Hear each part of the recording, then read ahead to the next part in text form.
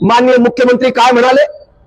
ते म्हणाले की आम्ही शेतकऱ्यांचं ऐकतोय, पॅकेज जाहीर केलं लढ्यानंतर आणि 31,000 कोटी रुपये आम्ही शेतकऱ्यांना देऊ.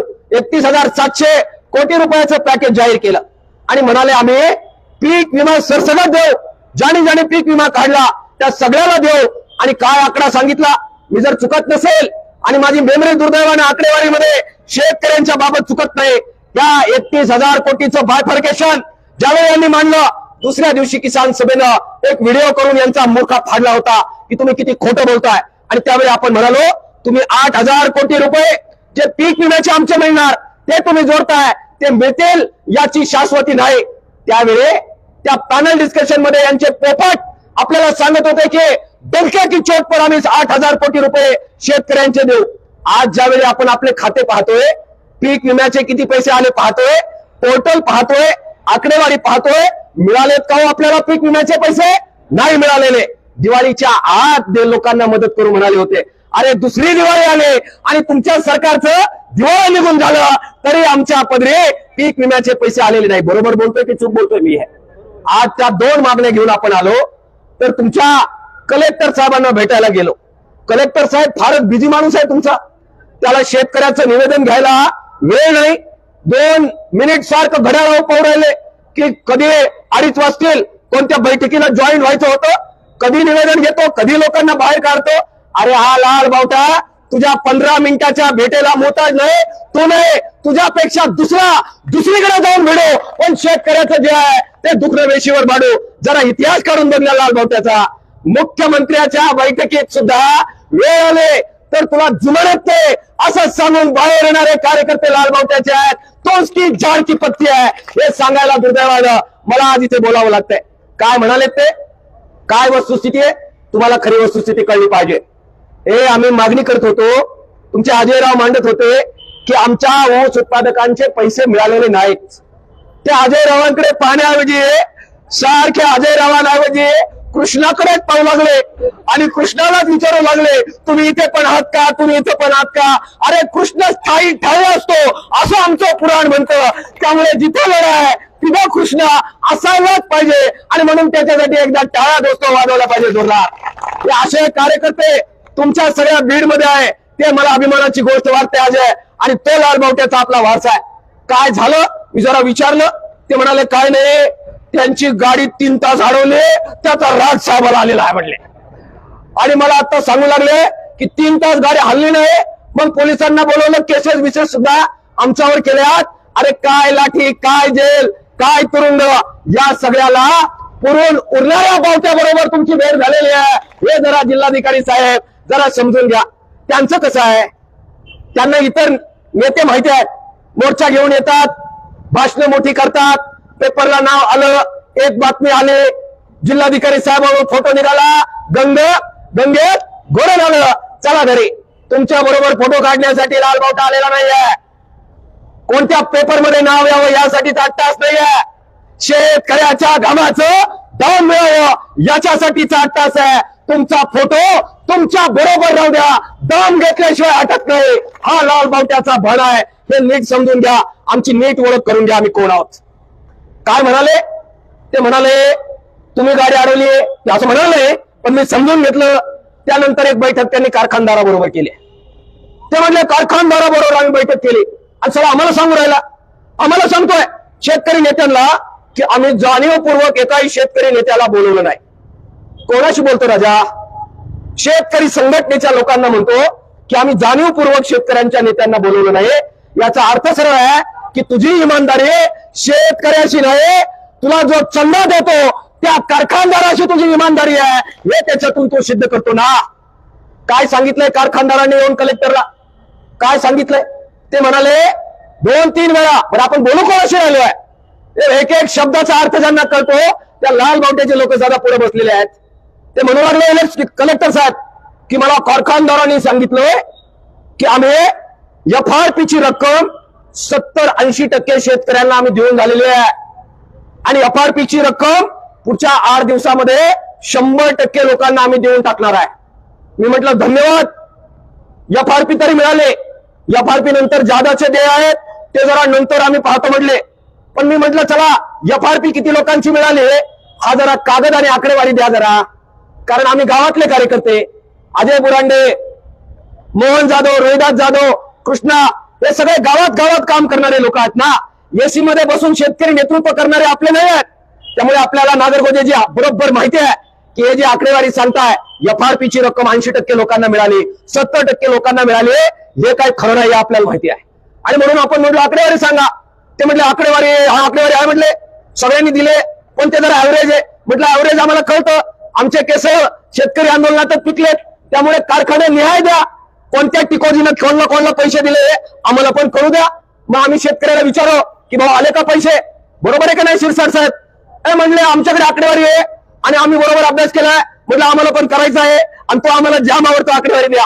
2-4 वेळा लावून धरल्यावर म्हटले आमच्याकडे आकडेवारी नाही, आम्हाला जरा तोंडीच सांगितलं होतं त्यांनी तोंडी सांगितलं तर ते मान्य, आणि आपण लेखी देतो ते शेतकऱ्याचं मात्र मान्य नाही. तुझी इमानदारी त्यांच्या बरोबर आहे, शेतकऱ्याबरोबर नाही. याच्यापेक्षा याच्यासाठी दुसरं उत्तर कोणतंच नाही आहे. लबाडी आहे आणि FRP ची रक्कम दिलेली नाही हे वास्तव आहे. FRPच्या रकमेपेक्षा जास्त पैसे आपण मिळवलेले आपल्या लढ्यामध्ये. FRP किती निघत होती?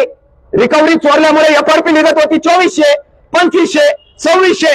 FRP कशामुळे कमी निघत होती? रिकव्हरी चोरल्यामुळे कमी निघत होती. ती चोरी आपण उघडी पाडली आणि कोणाला 2850 द्यायला लावले, कोणाला 2750 द्यायला लावले.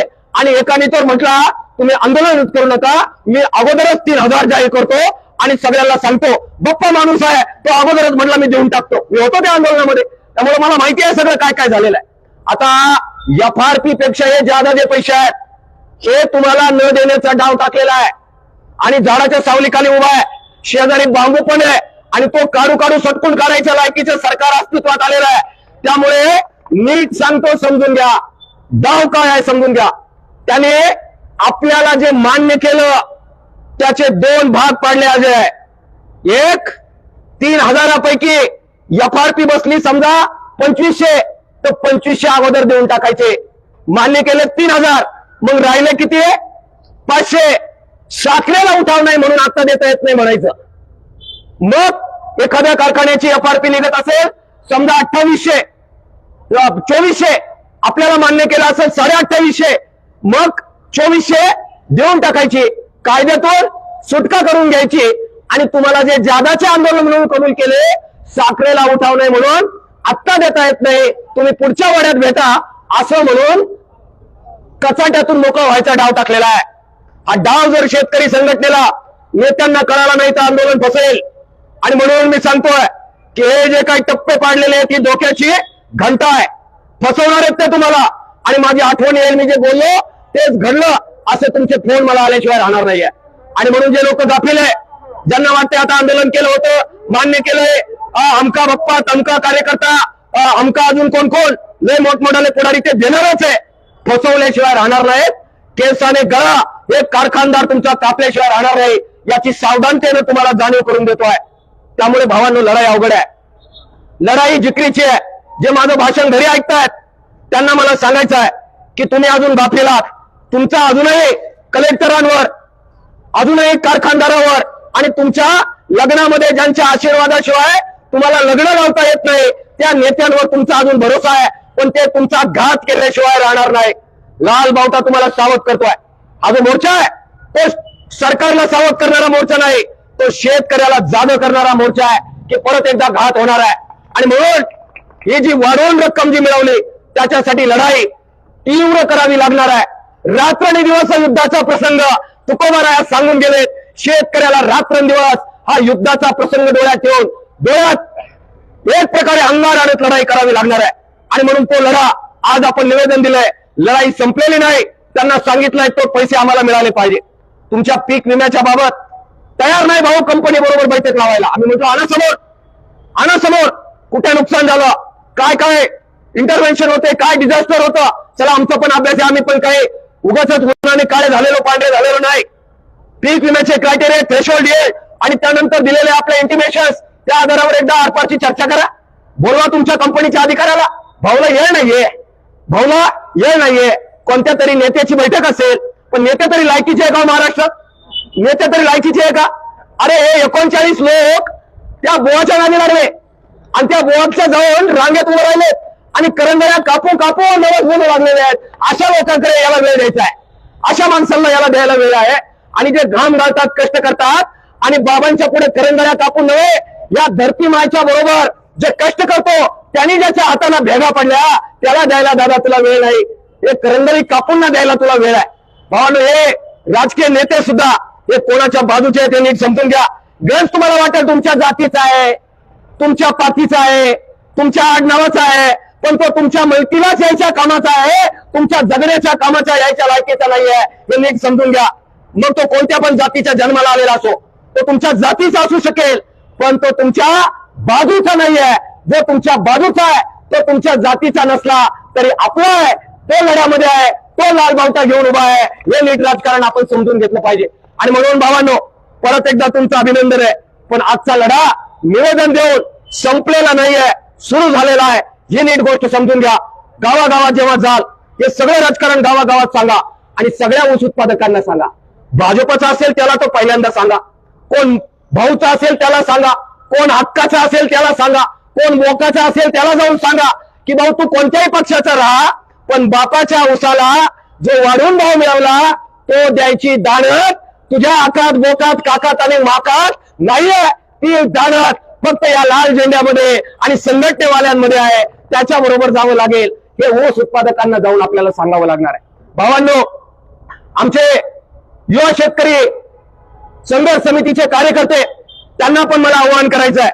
त्यांना मला सांगायचंय, वेगवेगळ्या बाकी शेतकरी संघटना आहेत त्यांना सांगायचंय की हे आपलं तुपलं करण्याची वेळ नाही आहे. शेतकरी धोक्यात आहे, शेतकरी घाट्यात आहे. आणि म्हणून ज्या प्रकारे ऊसाचं आंदोलन तुम्ही जातीपातीच्या पलीकडे गेलात, त्यावेळी पाहिलं नाही ऊस बागायतदार कोणत्या जातीचा, पाणी भरणारा कोणत्या जातीचा, बाजूला ठेवला आणि सारे ऊस उत्पादक एकत्र आले. तुम्ही त्यावेळी पक्ष पार्ट्या पाहिल्या नाहीत. एखाद्या कारखानदाराने दांडगाई करून जर ऊस काढला थळातून बाहेर आणि ट्रॅक्टर घेऊन निघाले तर त्यावेळी कोण लालबावट्याचा, कोण शेकापचा, कोण भाजपचा तुम्ही पाहिलं नाही. सगळे आले आणि गाड्या काढू काढू रात्रीचा पहारा देत ती ऊसतोड तुम्ही बंद पाडलेली आहे. आणि म्हणून युवा शेतकरी असतील, वेगवेगळ्या संघटनांचे शेतकरी असतील, वेगवेगळ्या पक्षाचे शेतकरी असतील, भावांनो मला विनंती करायची आहे, परत एकत्र या. एक लावा बैठक, अजयराव पुढाकार घ्या, रोहिदास आहे आपला, मोहन आहे आपले, नागरगोजे आहेत, पुढाकार घ्या, सगळ्याला एकत्र करा. परत वेळ पडली तर उमेशला पाठवतो, मी येतो. परत एकजूट करो, कारण लढाई जिकरीची होणार आहे. आणि सावध करतो भावांनो, मान्य केलंय ते देणार नाहीये, त्यासाठी पण परत लढावं लागणार आहे, त्यासाठी परत संघर्ष करावा लागणार आहे. आणि म्हणून परत एक व्यापक एकजूट शेतकऱ्यांची, जाती धर्माच्या पलीकडे जात आणि बाप आणि आईशी इमान राखणारी लढाई ही करावी लागणार आहे. त्याची तयारी करा. सगळी राज्य कटिंग कमिटी तुमच्या बरोबर आहे. यांच्या पेकाटात लात घालून ऊसाचे पैसे, पीक विम्याचे पैसे आणि नुकसान भरपाईचे पैसे घ्यायचे म्हणजे घ्यायचे, हा संकल्प करून या ठिकाणावर उठा. या कृष्णासारखे कार्यकर्ते आणखीन 1000 हो आणि तुम्ही जोरदारपणाने लढाई करो. कृष्णा, आज तूने दिल जीत लिया. जेव्हा दुश्मनांना वाटतं की हे बेनं समोर नको, त्यावेळेस समजून घ्यायचं की हेच बेनं समोर करायच्या लायकीचं आहे, दुसरे बेने हे उगायच्या लायकीचे नाहीत. आणि म्हणून असे हजारो कार्यकर्ते तुमच्यात तयार हो, आम्ही सोबत राहू. धन्यवाद. इन्क्लाब जिंदाबाद. लाल सलाम.